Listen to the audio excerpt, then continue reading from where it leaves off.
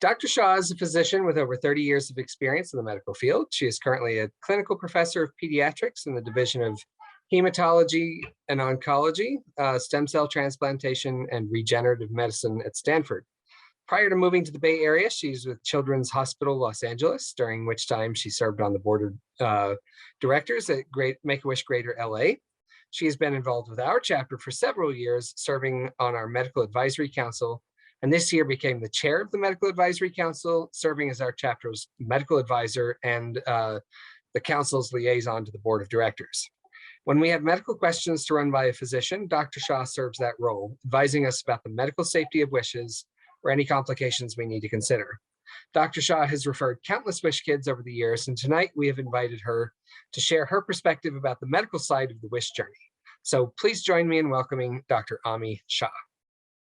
And tonight, Susie Falk, the program director at our chapter, will be interviewing Dr. Shah, and afterwards we would like to invite you to ask your questions as well. So Susie. Thank you. And tell Vince we want to play cards with him later. That sounds fun. Thank you all for joining, and a thank you especially to Ami for joining us tonight. Just hoping you can start by telling us a little bit kind of about how you found your way to getting involved with Make-A-Wish, how your kind of medical career led you to Make-A-Wish. Well, and thank you, Daniel, for inviting me, and Susie as well. And for all of you that are the wish granters, your job is so important. We couldn't do any of this for the kids without you guys. So you should really put a big pat on your shoulders and stuff like that, because this is really important for us.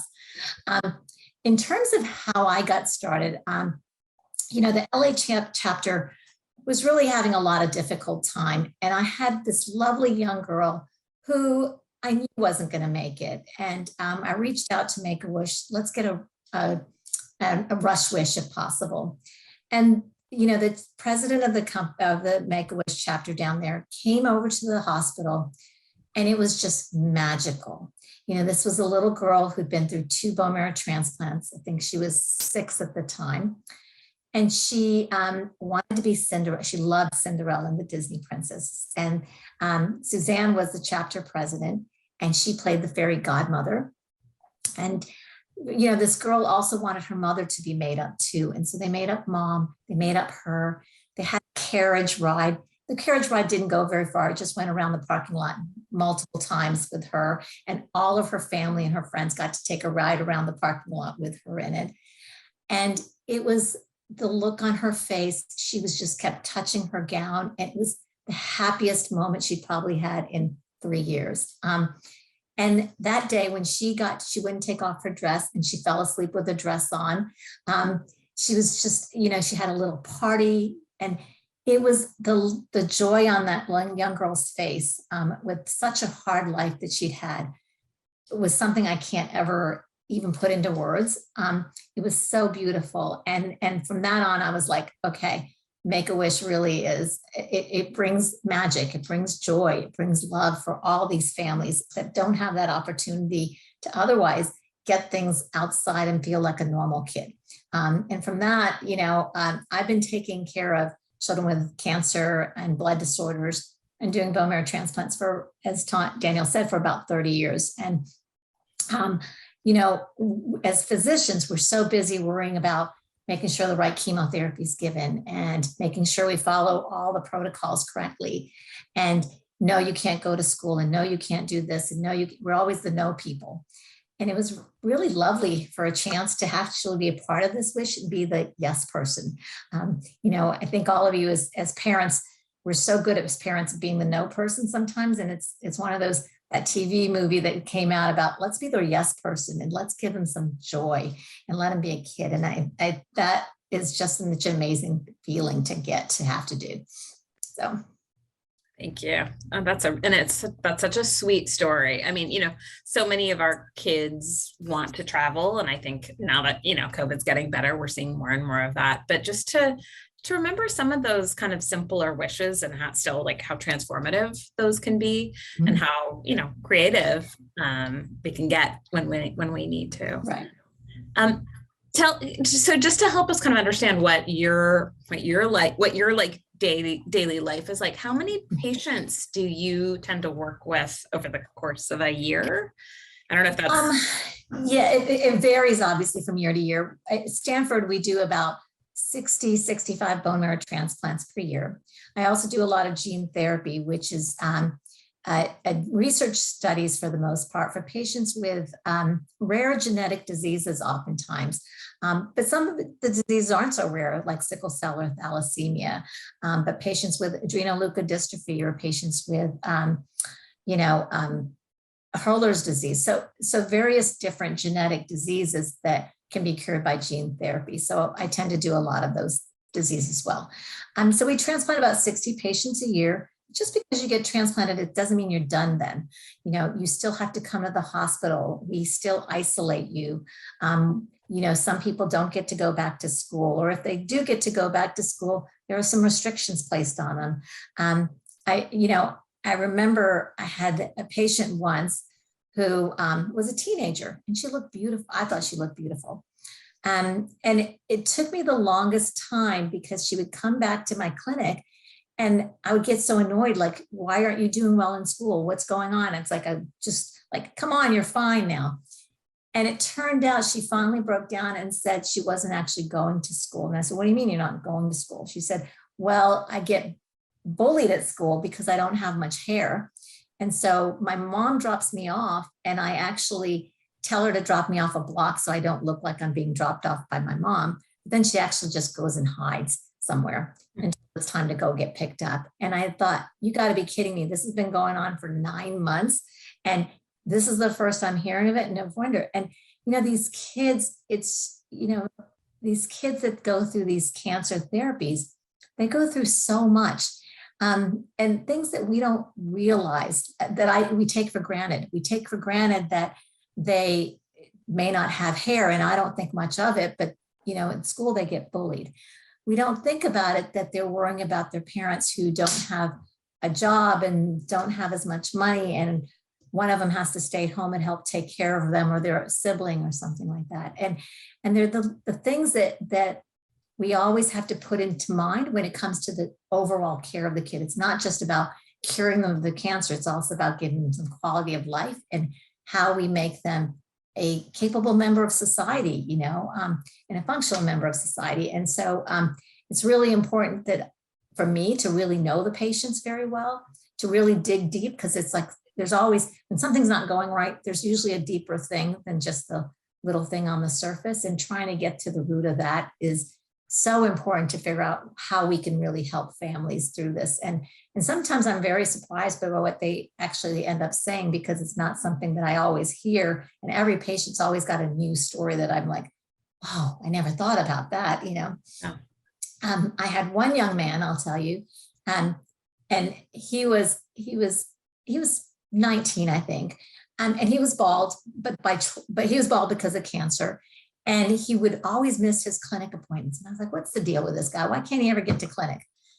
And it turned out one day he said, well, I can't get to clinic. I said, why not? He goes, well, because if I leave the house and I don't have hair, the rival gang has shaved heads. So if I leave the house, they'll think, my team members will think I switched the rival gang and they'll kill me. And I thought, okay, you got to be kidding me. I said, this is what you're dealing with? And I said, and I've been getting mad at you for not coming to clinic, and you're worrying about leaving your house because you don't have any hair. It's really, when you really, and what you guys do is you really get to know the families and the patients and really learn what their story is when you help make the wishes. And it's probably, and oftentimes in the hospital, we're so busy. Well, did you take this medicine? Did you do this? Did you do that? Did you do this? And it's so important to really get to their stories, because everybody's got a story. Yeah. And it's interesting because I think sometimes they're ready to share those stories, and sometimes they're not, and we kind of talk about a typical wish takes 6 months to grant, but we've got some, kids we've been working with for probably 2 years where we're still trying to really get to the wish. And some of that is the complications of COVID and that we haven't been able to do things. And then I think a lot of the kids are depressed, they've been struggling because, the added, the kind of combined impact of their condition and then COVID. So, I mean, these wish granters have kind of amazing skills for trying to tease out those wishes when they don't always readily come. And then you have the kids who just like can't wait to tell you what their wish is. Yeah. So how long, I mean, I guess every patient is different, but so is there kind of a typical length of time that you're working with most of your patients as they're going through treatment? As the transplanter, I get them when it's time to transplant. So they've usually, for the cancer patients, they've been in the care of one of my colleagues for at least a year or so, oftentimes before they come to me. Afterwards, though, I follow them. I mean, I kind of follow them forever. I told them they're never going to get rid of me until they really move away and they stop wanting to be around me. I mean, when these patients grow up, I want to know that they've become an adult that's happy and they have a content life. So many of my patients become kind of a friend to me almost in some senses, because they still keep in touch with me. They still want me to know what's happening in their life. They let me share in their graduations. I tell them all that up front that your graduation day is a requirement that you have to send me the invitation, even though I'm not going to come. I want to know you've graduated from high school, because I think that's such an important part of every person's life. And so they all know that from the first time I meet them, that Dr. Shah has to be told I'm graduating from high school. But, we want to share in their happiness and their joy. And so most of the kids or the parents are oftentimes include me. And many of them will say I'm part of their family in some sense, because going through cancer care is such a difficult process, which all of you can probably imagine. And, the people that they see every day or every week is their doctors and their nurses. And we try to get to know them really well. But for many families, we're the only people they get to see, or we're the only people that kind of halfway understand what they're going through and the challenges. And you can imagine if, when I go out with my friends, we talk about nonsense a lot of times, what movie do we see and things like that. We don't really always talk about anything serious. And for these families, so much of their life is about the serious things, and having the same set of friends or the same set of relationships, it changes. They're worried about their child living, and their friends are probably worried about their kid having an A on their calculus test or something, right? And it's a different set of perspectives and a different set of things that you need and want. And so we become the people, the holders of making this journey normal for them or tolerable. And so for us, they all say to me that I am part of their family, and they think of me as part of their family. Must be incredibly rewarding. It is. And I think that, everybody that hears what I do, they're like, whoa, I would never do that, right? That sounds awful, right? And I'm like, it's the most rewarding thing that I can ever imagine. I can't imagine myself having done anything else. Even on my hard days, I know I've made a difference in their lives. I know that we tried our best on days even when it doesn't go so well. And I know that we've helped the family through this journey to get to a place where they feel like they've done the best or what they can do too.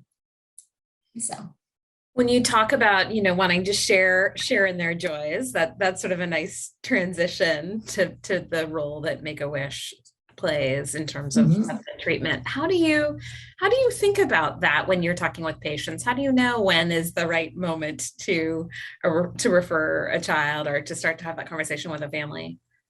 I think part of it is when we're in the patients, when we're with the patients, you can either be the physician that just jumps straight into their medical and they kind of are like, okay. I usually try not to do that for the kids. I talk to them about school, their friends, what do they like? And they like puppies. I share the pictures of my puppy, and then they start warming up to me, because if I go in and just start talking medicine, the kid's going to shut down. And so they want to know we're people, and we want to know that they're people, and they want us to know there's something else besides cancer, right? And so in terms of their joys, we find the things that they're joyful about. Sometimes they don't know, right? Because they've been dealing with this for so long, they forgot what joy is. And it's part of our job to find things that they enjoy. And then we can kind of say, oh, well, what do you like? A lot of them are like nothing, because they're scared, not because they probably don't. And it takes us a while to say, oh, do you like to paint? Let's paint something one day. Do you like soccer? Here, let's kick a ball with you. And we'll do that in the room just to make them find something where they see us as a part of their team too, right? A part of not just their medical team, but a part of somebody that cares about them, that can talk about something. Because a lot of times also for certain parents, especially in the beginning, when they hear this diagnosis, they can't think about anything to talk about besides the diagnosis either. And that, I was thinking about this with my own teenager. I was like, yeah, God, I'm asking her too much. I was like, how's school today? What were your grades like? How's your test? I'm like, oh, she really is so tired of me asking that question. I got to find something else. Because, and the same with the kids. They don't want to hear about, did you take your pills today? Did you take your medicine? Are you sick today? Do you, they don't want us to do that all the time. They want to talk about something normal. And so Make-A-Wish can become that become normal to that sometimes. Right. They want to have, some of my patients, I remember one of them, he was in there and unfortunately with FaceTime, or not with FaceTime, with whatever, Facebook, they can scroll and see what all their other friends are doing because they're all on Facebook, right? Since they're like young now. And so all the other kids are out there at the beach, or they're at riding a car, they're going to a dance, or they're going shopping. And these kids are not getting to do that. And, for feeling some normalcy, feeling like you can do something that other people have been able to do without thinking about, right? You forget that. And I think that having an opportunity to say, God, what would I really like to do? What would be something that's really cool that I can get to do, that my parents will let me do, my doctors will let me do? All of those things are really important for them. And we know it's that Make-A-Wish allows them to have these safe opportunities. I remember one of our patients, he loved to sing. I don't know how he loved to sing, but he loved to sing. And he sang opera, which was really pretty amazing. And his wish was he spent some time with Jose Carreras, and he's an opera singer now, this young boy. And I think he actually performs a lot. And it was so amazing. Like, first of all, who would have thought you could actually learn how to sing from Jose Carreras? I think I would learn to sing from Jose Carreras, but I probably wouldn't be any good still. But this guy was like, he was so passionate about it, and that giving these kids opportunities that can only make them stronger and give them so much hope. It's an amazing feeling to watch what they come out of it with it. I had another kid. This kid, they had all the opportunities in the world, but he was so infatuated with that Titanic. So when he told me his Make-A-Wish, he was going to go see this name that I'd never heard of. And I thought, who's that? I have no idea who this person is. He goes, well, he's the one that helped find the Titanic. Like, I should know. I didn't know. And I'm like, you're going to go all the way to like Boston, and this is who you're going to meet? He was so excited. And he could not, when he came back, all he could do is talk about this guy. And I'm like, this guy's like 85, not that 85 is old, but 85 is old. And he was just so like nonstop about the Titanic. And I thought, how did you ever figure this out? Because I would never have picked this as a wish, but these guys really know what they want and what makes them excited. And some of them, it's just watching that passion, it's something you want from any kid, right? Your own kid, you want to see them passionate about something. And this little guy, he was only 7, but he fell in love with the Titanic. And I was like, okay. And I was like, are you sure that's your wish you really want? And he's like, yeah. And his mom was like, yep, we're going to see this guy who found the Titanic. I was like, okay, have fun. Can you, so I think just today, actually, the national office just released a study that they've been doing on the impact of wishes. Cause I think, we all know, everyone who's talked to a wish kid or a wish family kind of talks about what that experience has been like. And so we all have that sense of it, but they actually did kind of a more comprehensive study, Yeah. to really talk about some of that impact. And I'm wondering from your experience, what you've seen with your patients in terms of the impact of having that experience. My patients that have gone on their way Make-A-Wishes, it's many of them go on the travel wishes to Disneyland, and they're excited. They get to spend time with their family, and that's great. The most impactful wishes have actually not been the expensive travel wishes. It's really things and why they wanted that. They kind of go about it like the Titanic guy. I mean, he's not the Titanic guy, but my God, just that amount of joy and he just really got his brain going. And after that, every time this kid would come into clinic, he found some new fact about he was so motivated about everything after meeting this one man. I'm not sure what the guy said to him, but he was so impacted by him. I've had other families that, it was about spending time as a family in a normal situation where your parents weren't worried about you and your kids, your siblings were able to be a part of a vacation. And it wasn't like, with most families, vacations get cut out when they go through therapy oftentimes. There's so many things to worry about, and the vacation becomes the first thing to drop. And they see the stress in the families, and watching the families become closer after that, to see it's okay to laugh. It's okay to be some normalcy. It's okay to experience joy. Those are the things that tend to be the most impactful. And that's probably what you really want down in the big end of things, is you want these families to stay whole after this really life-changing experience that they've been through, which none of us hopefully ever have to experience it, but we know that many people do. And just watching these families see how their whole family can be together, that's been the most impactful thing, I think, for most of my patients. So let's talk a little bit about your role as our medical advisor.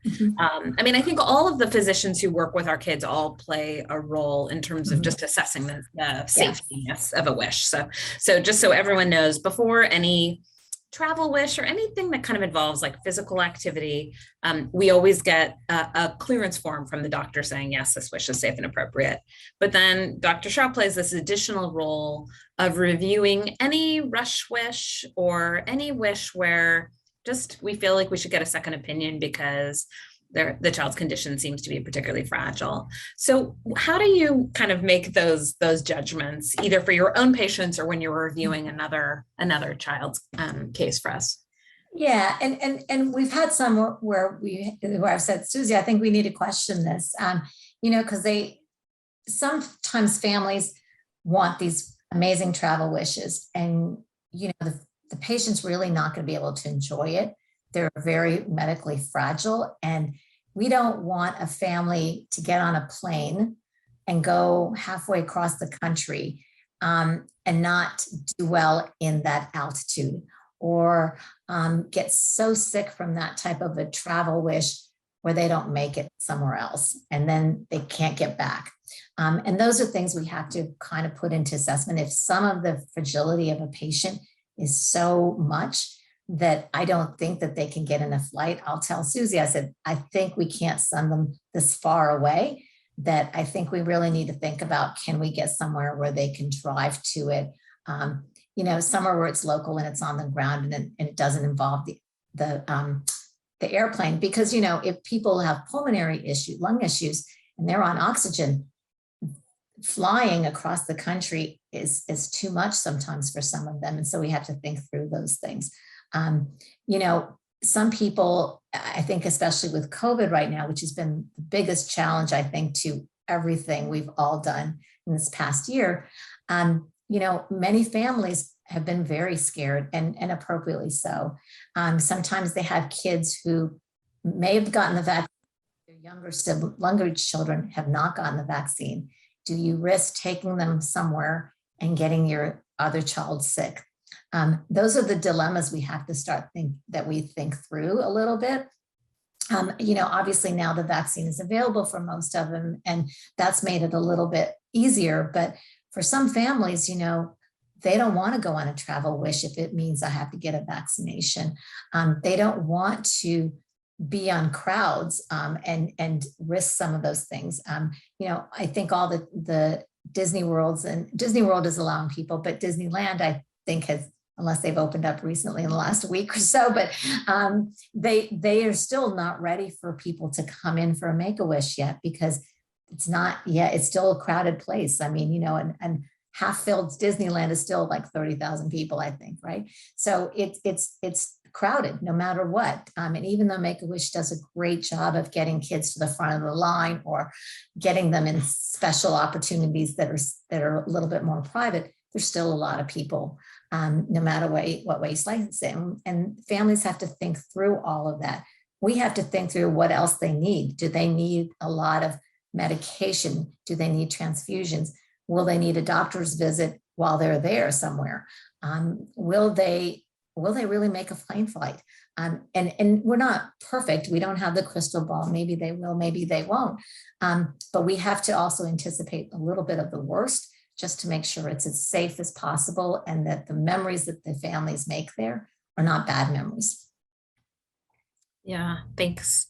And I did, I apologize. I think I sent you 3 emails today about evaluating rush wishes. So we do, we are requiring everyone all participants be vaccinated for any kind of travel wish right now, or anything involving large crowds. So those theme park wishes. Yeah. However, for those kids where time is really of the essence, there is a process with our national office where we can apply for a waiver. But before I do that, I'm always gonna reach out to Ami and say, what do you think about this? Is this a good idea? So we collaborate a lot on those. What do you have any kind of advice you can share with our wish granters in terms of the conversations they're having with families? How, just any extra sensitivity for us to be aware of? Questions? I think for the wish granters, and Susie, our medical advisory board, we all had a discussion about this too. There are families that are going to be quite upset about the whole vaccination requirement, and I understand that. But our job at Make-A-Wish is also to make sure things are safe and follow the CDC requirements. And that's sad. We're really sorry that certain people aren't going to be able to take a wish because not everybody in the family is vaccinated. And we hear it, believe me, the physicians on the front line, we hear it. We're at the front of hearing everybody complain. We require families to be tested before it might be changing. I have to keep up with the rules. It changes every day, but we require the families to be tested if they're not vaccinated to be in the hospital and stay overnight, because we unfortunately have several children who have gotten COVID, and we have to protect every single patient, not just one family. And so we certainly hear it on our end. And I'm sure that, as you guys as wish granters go to families and they say, we want to go to this wonderful trip in Paris, like I would too, but we're probably not going to be able to send you on a wonderful trip to Paris unless people are all vaccinated, because we can't afford for somebody to get COVID somewhere else either, or COVID here. It's not just international travel. And I think that people aren't happy about that because some people don't have don't have the ability to get a vaccination, or they don't want a vaccination. And with that, we just have to be firm a little bit, which is probably difficult for you guys. But I think, for you, if they get upset about it, then there's a backup person say, you know what, let me talk to Susie and have her explain it to you, because I'm just here to help out with it, as opposed to getting in the middle, because sometimes you're not going to be able to change people's opinions. And that's always difficult for you guys, because you're volunteering your hours, which is really amazing, and going into meeting families and really trying hard to give them this wonderful experience. And people, unfortunately, this last 2 years, as we all know, people get upset, and people get upset, they get quite upset. And there's always somebody they want to get upset with, as opposed to this is the rules. But unfortunately, the job for Make-A-Wish has to be to keep everybody as safe as possible. And right now, that is the requirements we have to make. Maybe it'll change in a year, but I can't guarantee that. I don't think it will. Yeah, I'm always asking for Ami to have a crystal ball, but that so far that hasn't happened.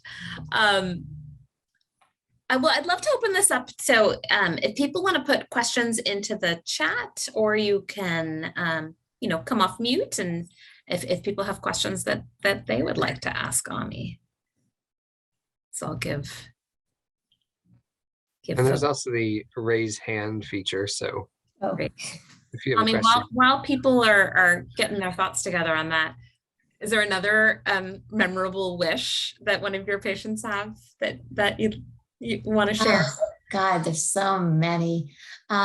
So I had one young man, his family was quite well off, and it was a rush wish again. And I was like, oh gosh, what does this guy want? He wanted to send his family on a bungee jumping. And I said, no, you cannot send the family on a bungee jumping trip, because you have to be a part of the wish.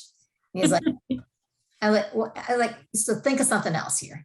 And so, and he said, so we worked on it together, and we basically, a lot of us worked on it. And he decided, he said, I really think that maybe we should he wanted to buy presents for his family.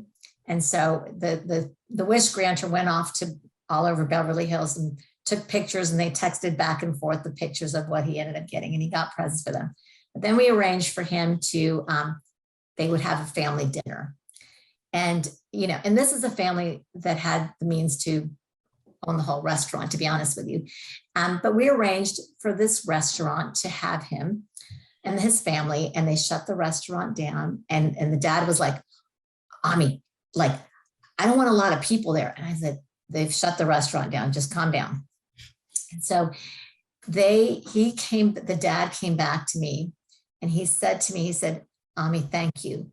That was the most important, beautiful day we as a family have ever had, and they took pictures. They had somebody there for taking pictures, and, they're very faithful people. The dad used to be a minister. And, when I looked at these pictures, I was like, the love of these four people together to talk with each other without the doctors and the nurses and the everything else that goes along with being unwell, and to be in a restaurant and have this restaurant really just basically shut the restaurant down. It's in one of the hotels in LA, is the top floor, and they shut it down, and it was views all around. It was like one of those 360 views of all of downtown LA. And luckily it was a less smoggy day. And the dad came to me afterwards and said, it was magical.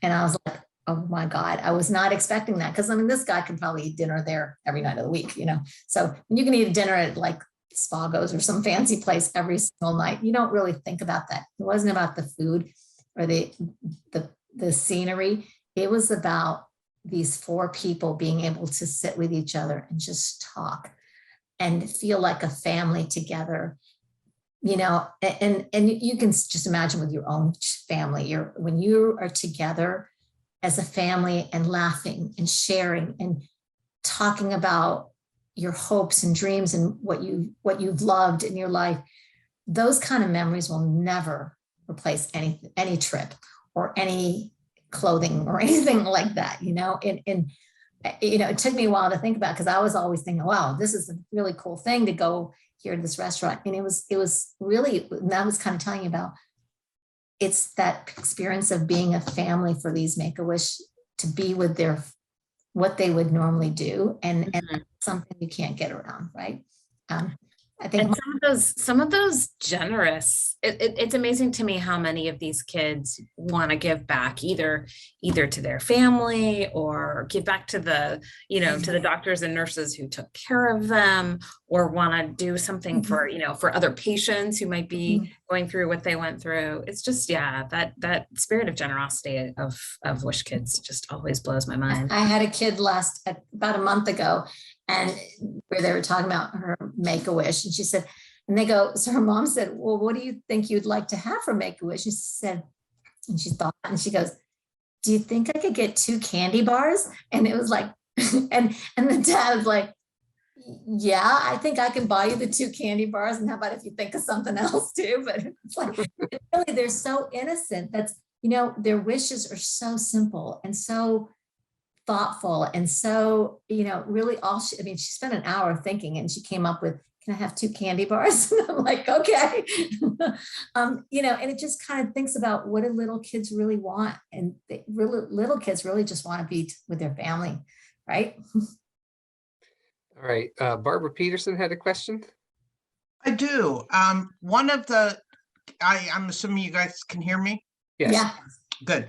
So I'm from the North Bay, so specifically Santa Rosa, and we have a unique problem up here in that most of our children have come from either referrals from Children's in Oakland, UCSF, or Stanford. So my question to you, Dr. Shah, is how do we start to communicate with the medical community up here to let them know that their pediatric patient is eligible and can enjoy a wish too?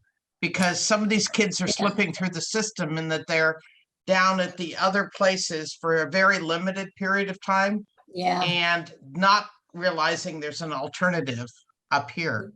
Yeah. And what I've seen happen a lot of times, and this is probably on the Greater Bay North Make-A-Wish, a lot of times in your local newspapers, we've highlighted stories of Wish kids, and not always necessarily kids that you have in Santa Rosa, but sometimes in Santa Rosa, to get the word out about Make-A-Wish. Because so I don't know how many kids are in the area, and obviously the kids would have to want to have their story told. That's where some of my families kind of heard about even their own illness, finding that somebody else had something like them, was the local newspapers highlighting their stories and what they did. And then there's a little blurb always about what is Make-A-Wish about. And if you have questions, ask your doctors, or you can talk to whomever, right? And that's a great way of getting the story of Make-A-Wish out there for people. In LA, well, first of all, in LA, we had a lot more celebrities and people connected with the news media. So I'll just put that out there too. But every year, around Christmas time, there was always a whole day of Make-A-Wish stories on this at ABC News, because he was on the board of directors. And so, they would highlight like 10 different Wish stories or so. And it was beautiful, and it was different diseases. It wasn't always just the leukemias or the cancers or the heart transplants or things like that where people know, but it was on various diseases that people sometimes had never heard of before. And that gave the conversation out for people more than anything else. And the stories were little stories, and oftentimes even the news, if there was a wish reveal, they'd get it somehow on the news, said, mind you, most of my local news is mostly fluff. It's usually about 2 seconds of something that's really happening in the world. So, and in Los Angeles, especially, 45 minutes of the news is probably fluff. And so, we had all these human interest type stories that if there was a wish reveal, let the media know or the newspaper know, and then they can show it and take pictures and say, hey, but obviously with the parents' consents. I think the other problem up here at the same wine tasting that I got a new volunteer wish granter, there was a woman that attended that is a NICU nurse. Mm-hmm. She told me that Make-A-Wish was only for terminal children. Yeah. And again, I disputed that and said no. But I think there's also a misconception in the medical community too. And that's the question of how do we come out and provide that or clear up the misconceptions? And that has been a struggle, I think, for a long, long time. A lot of times, you know, in many of the hospitals, that's less of a misconception because we have people, the social workers really know what is involved with Make-A-Wish and things like that. It's sometimes the smaller hospitals that they don't know. You know, I've had families that say, oh, no, you're right. It's only for kids who are dying. And I said, that's not true. Actually, the studies show that the majority of the kids who got Make-A-Wish actually lived, you know, and you know, that's part of where the advertisement in the newspapers and things like that, especially the small newspapers, can highlight some little section of Make-A-Wish and what these look like. So if you can attach that with a story of a patient getting a wish and say a little, then add the little section about Make-A-Wish, that's really because people love stories like that, right? Especially in the local newspapers. And then when they hear about the fact that this is the statistics about how Make-A-Wish children do, they're more likely to know that, well, maybe not. But it takes a lot of effort because the impression has always been it's only for terminally ill. And that is totally not true because most of my patients that have had Make-A-Wishes are doing well. Thank you, doctor. And everyone on this call, you're all our best messengers to help, you know, to help get that story out, to get the word out about that. Because I mean, I think everyone I talk to about my job, that's like one of the first things I explain. Right. Everyone keep spreading the word. Right. Daniel, do we have other questions? Yeah, Tim Buto had a question. Although Tim says is chatting me and says he's losing his audio. Tim, can you just type your question into the chat and I'll make sure we get it out. In the meantime, I could hear you though, Tim. When you had your mic off, we could hear. Oh, Tim, are you there? We lost him. All right. Well, in the meantime, as long as we're talking about media and getting the word out, I want to introduce everyone to one of our newer staff members who has her hand up, who actually helps get the word out. Her name is Dafina Daly. So Dafina. Hi, everyone. Yeah, I just started about 4 months ago, and I was gonna actually just speak to kind of what Ami just finished up with. So I joined Make-A-Wish mainly because I heard about it when my sister got a wish. She has sickle cell anemia, and she was in and out of the hospital when she was, well, now there's a little bit more intervention, so she's not in the hospital as much. But when she was a kid, I think in total, she at least went to the hospital, say upwards to 200 times when she was younger, all the way until she was, you know, past teenage years.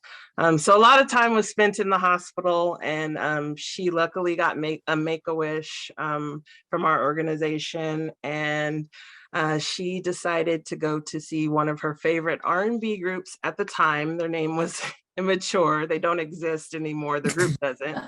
But we got to go to Knott's Berry Farm in Disneyland. And it was my two sisters, me and my mom. And it was just a real cool experience that we still remember to this day. And she's in her 30s now, and she's gotten her master's in education. She's doing really well. She's managing her condition. So anyway, that was what really inspired me to join Make-A-Wish. So I just think it's important to keep getting the word out there.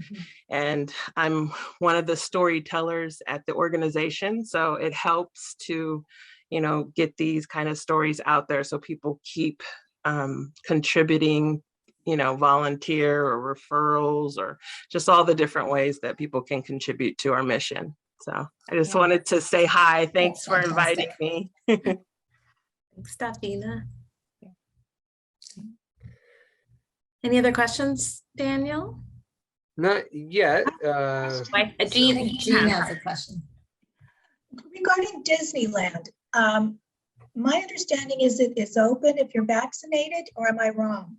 Disneyland is open to the public, but they have not yet resumed granting wishes with us. Disney World we're doing, but we're still waiting for Disneyland. And I think, and we're also still waiting for Aulani, which is the Disney resort. And I think what it really comes down to is, everyone's hearing about kind of how hard it is to get workers right now. They are still short-staffed, and they want to make sure they have that they can provide the quality of experience to the Wish families, and they know our Wish families might have extra needs, so they're just still trying to get back up to kind of their full staff before they start welcoming Wish families. So if we have kids that want a Disneyland wish, so for Disneyland, we'll reach out to those families. We're letting them know it's still not possible yet. And if they want to change to Disney World, we'll let them do that because we can do Disney World. A lot of the families that have Disneyland wishes, either the family doesn't want to fly, or they might be concerned about immigration status, and that might be why they're not flying, or just medically flying isn't a good idea. So for a lot of them, they're just waiting. And I think we should have an update soon. I'm starting to get some, a sense that things there might be an update soon, but nothing yet we can share. So at this point, we don't need to discourage it. No, our chapter is still letting, if their wish is a Disneyland wish, we'll let them wait. And similarly, if we have families who are planning to vaccinate, but they have, maybe a 2-year-old little sibling who still isn't old enough to get the vaccine and they want to travel wish, we're letting them wait. As long as we know they're planning to get vaccinated, they can wait for the whole family to be eligible for the vaccine. Where we're not able to just let people wait is if they aren't planning to get vaccinated and they're just hoping our policies are going to change. Because I don't know, I don't have that crystal ball, neither does Ami. I don't have the sense that the policies are going to change anytime in the near future.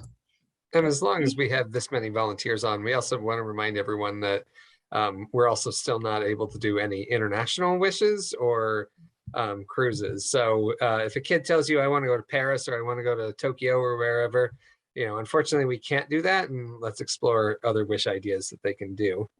Trish typed into the chat, reiterating, that the misconception that Make-A-Wish is only for terminal children might be preventing parents from wanting to get involved, like they're sealing their kids' doom. So, and I'll just be honest with you, Trish.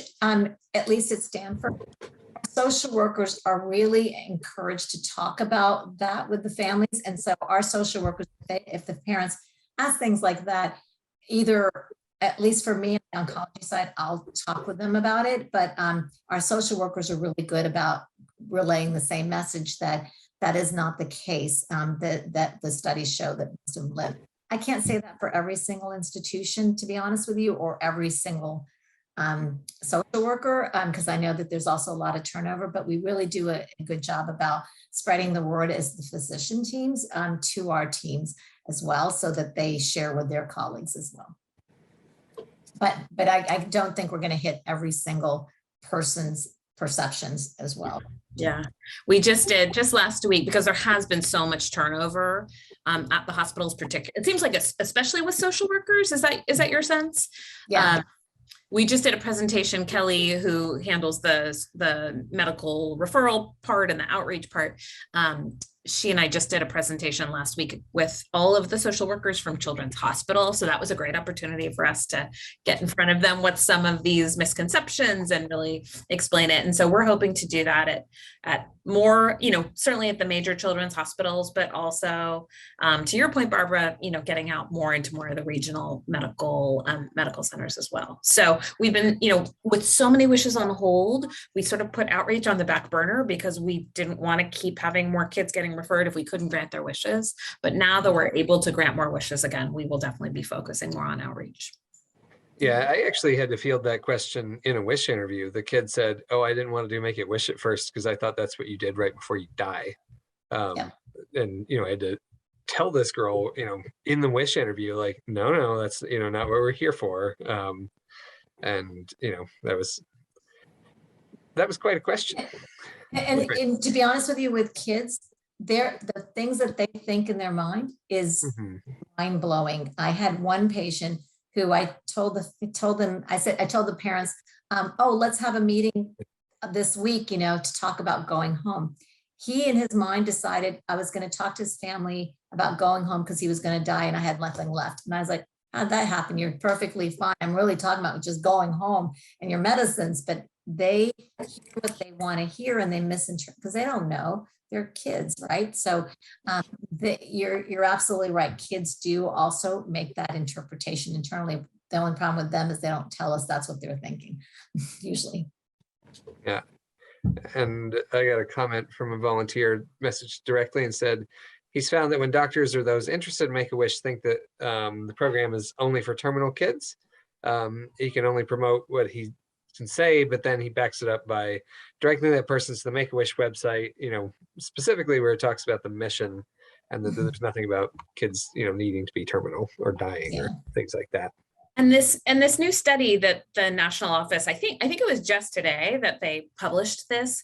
I know one of the things they talk about is the percentage of the people who responded, the WISH alumni, and to really start to combat that, where they talk about kids who, of course, have gone on and had really, really healthy lives and credit some of that to their WISH experience. All right. Any last questions before we wrap things up?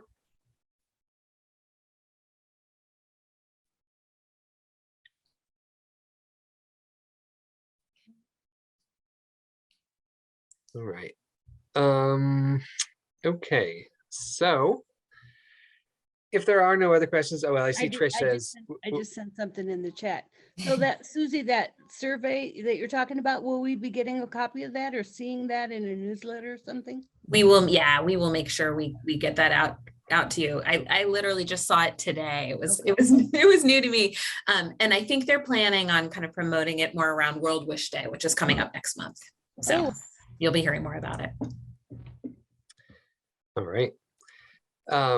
Well, any last questions?